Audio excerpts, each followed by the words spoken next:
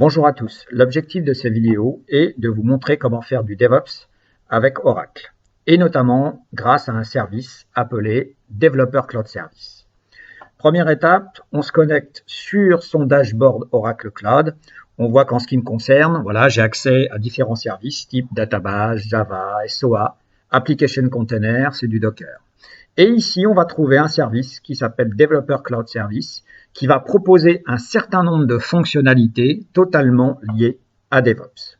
Alors, si on regarde un petit peu les fonctionnalités qu'on va trouver au niveau de ce service, dans un premier temps, on voit que sur ce service, 3 applications ont été définies. On va se concentrer en termes d'exemple sur la première application qui est un projet de type microservice.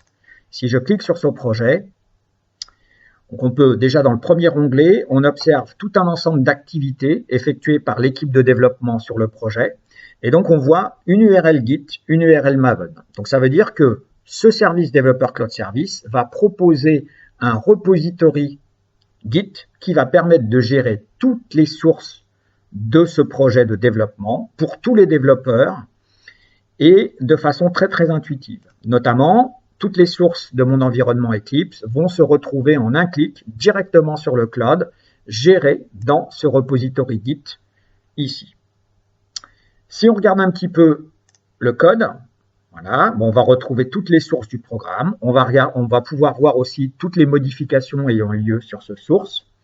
On va pouvoir aller voir aussi le repository local Maven. Alors notamment, on voit que ce projet microservice travaille avec une database et donc forcément, le développeur a uploadé dans le repository Maven local de ce projet un driver JDBC pour Oracle DB.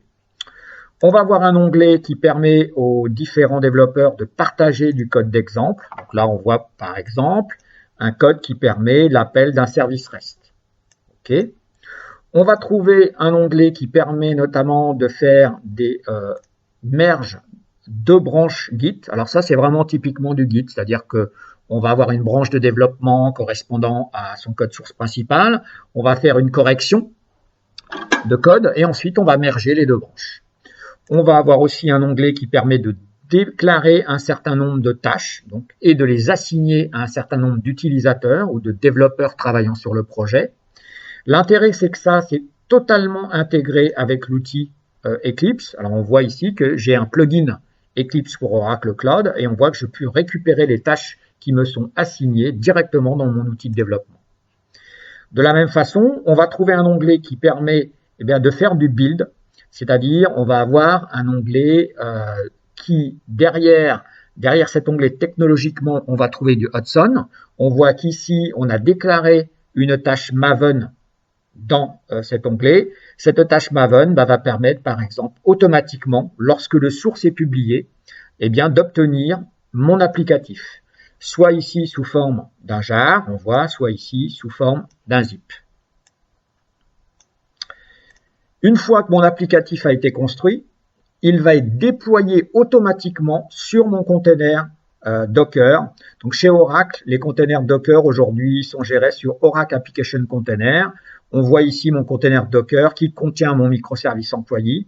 Et donc si on regarde au niveau de mon Developer Cloud Service, on voit que j'ai eu un déploiement automatique depuis le code généré de l'appli ici sur mon container Docker. Déploiement fait avec succès.